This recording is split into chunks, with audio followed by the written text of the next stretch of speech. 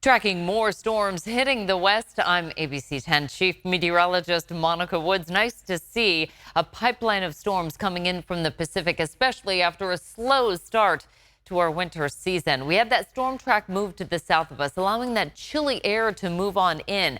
Two storms that we've been tracking for the week, the one that's hitting us Tuesday into Wednesday, and another one Friday into Saturday. What's interesting about the back edge of this Tuesday, Wednesday storm is that our snow level actually drops to about 3,500 and at times 2,500 feet. That's going to put a light dusting of snow for some of those higher foothill elevations and some pretty good snowfall coming in for the peaks of the Sierra. Cold temperatures as well remaining through much of this week. Not much change in that storm track, allowing, again, those storm systems to move in from the Pacific. Our snow forecast along Interstate 80 moving up into the high country will get roughly about 1 to 5 inches of snow at Alta at about 4,000 feet. Now, there's not going to be much accumulating snow below that elevation. Could see some around 3,500 feet, but in general, anything coming in around 2,500 feet is going to be a light dusting, not much in the way of accumulation. But as we head up in elevation,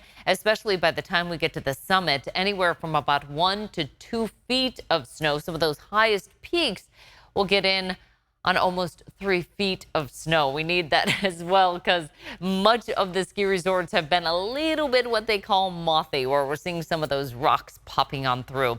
As far as our Highway 50 forecast, this is going to be Tuesday through early Thursday at 3,500 feet. We'll get roughly about 1 inch to 2 inches of snow, but Pollock Pines with about 4 to 8 inches of snow, moving up towards the summit about 20 to 28 inches at Echo. And again, even along Highway 50 and in parts of the Sierra, especially the Central Sierra, getting in on about 3 feet of snow. And that's going to make for some major driving hazards, slick snow-covered roads, poor visibility at times with wind gusts up to about 50 miles per hour. Travel delays very likely, especially with chain controls. And when we have that low elevation snow, that means our chain controls are pretty low and it's slow going through the summit. Possible road closures as well into our Wednesday. Possibility of that into the weekend, and it is a holiday weekend with Martin Luther King Day on Monday. I know we just came off of holiday weeks over the Christmas and New Year's weeks, and now we're right back at it.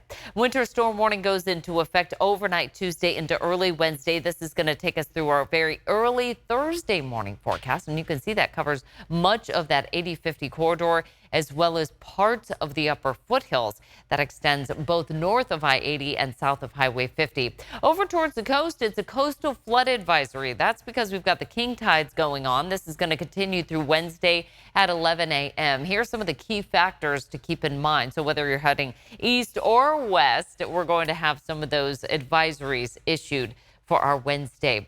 Flooding with high astronomical tides. They're called the king tides. The location will be the Bay Area shoreline.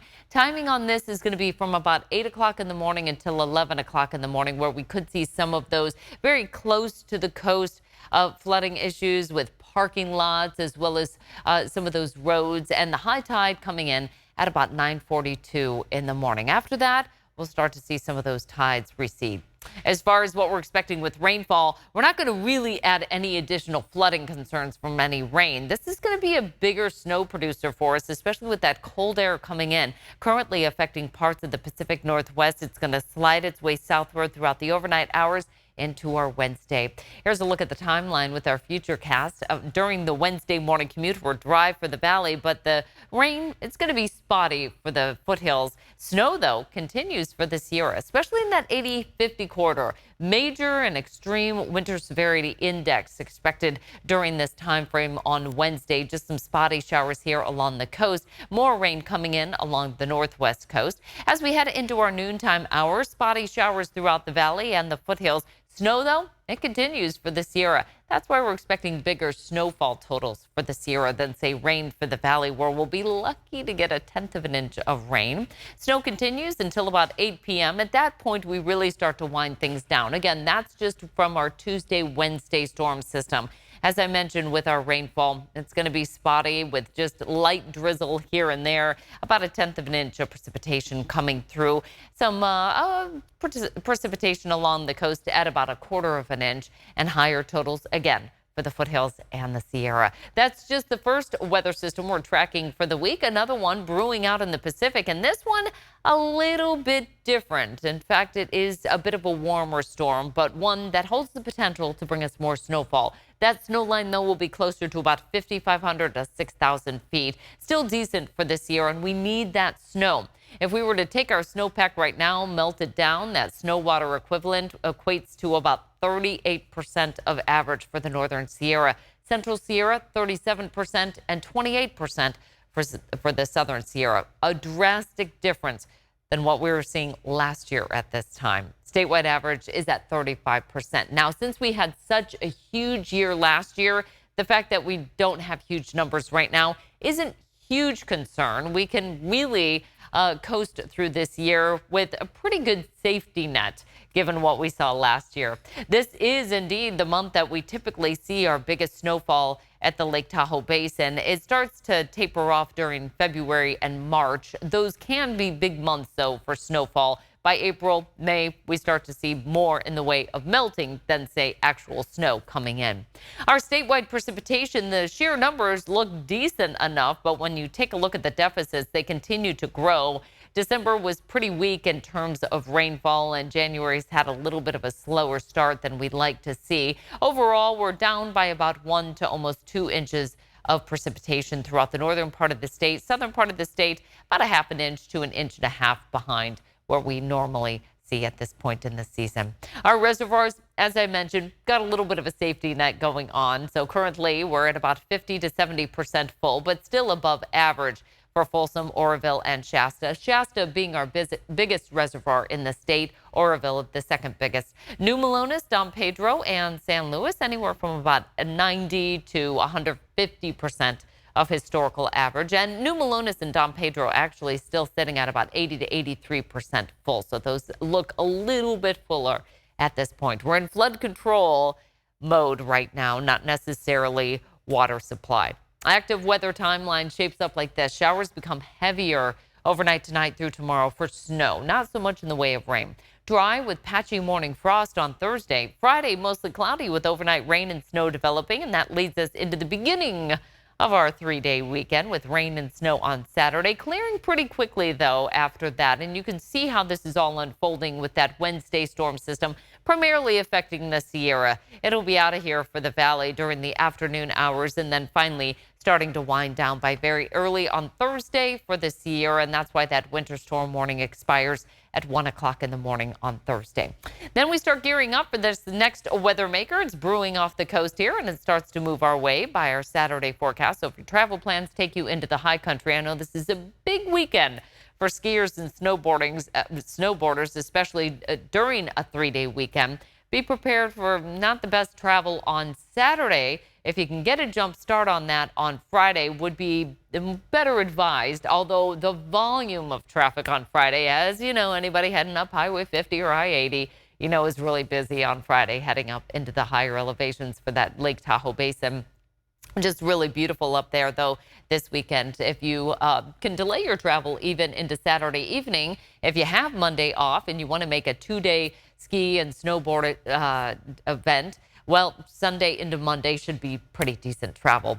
As far as the bullnose of the action, it continues to hit the Pacific Northwest, so it's kind of bypassing most of California, especially Southern California. Not typically what we would see in an El Nino year, especially in a big El Nino year, but nice to see at least some precipitation coming through in the next 7 days. Now, if we're tracking just sheer atmospheric rivers, the one on Saturday has a pretty decent plume of moisture coming in and a decent moisture tap as well. A little bit warmer of a storm and should get some decent rainfall coming in from this. More so than those colder storms, they just tend to be a little bit drier for the valley.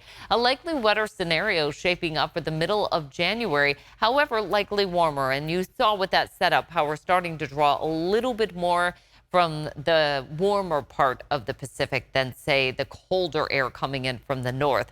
Now, in terms of our long-range forecast, it does show wetter than average for the middle of January, but this particular weather model, I just wanted to put this out there, actually shows a drier forecast. We get that Wednesday storm in there, or at a time frame that we have pretty good confidence in that, as well as Saturday. Have pretty good confidence that we'll get this nice, decent storm coming in on Saturday with good snowfall, decent rainfall coming in. Now, at that point, this is where some of the weather models start to diverge a bit, because this particular weather model is saying, hey, looks like we're actually going to be drying things out by the middle of the month, whereas some of the other weather models say, no, I think we're going to keep that active weather pattern going. So a lot to unfold here for the middle of the month. That's just how it goes here on the West Coast.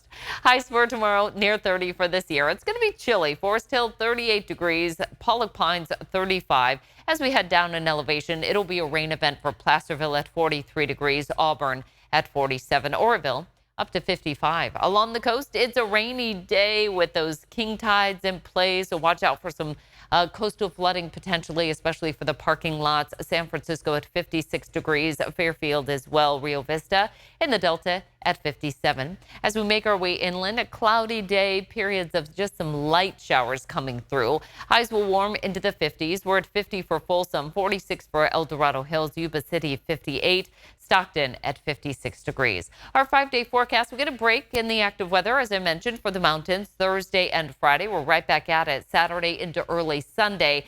The window of opportunity to make it up there with basically not a whole lot of snow issues is going to be Friday for the long holiday weekend. And then again on Saturday, mid-morning through the afternoon. For the foothills, we're expecting areas of rain to redevelop Saturday into early Sunday. Dry Thursday and Friday, though. And for the coast, again, rain for our Wednesday. Back at it on Saturday, dry again on Sunday.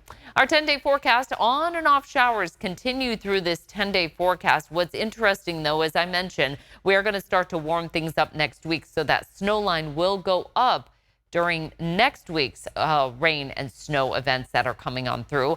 That still is yet to be determined, though. Some of the weather models saying not so much that we're going to get some rain and snow in here Tuesday into Wednesday. But of course, if you have been following us, you know we're going to keep these in-depth forecasts going with our weather playlist and weather specials that you can find on ABC 10 Plus as well.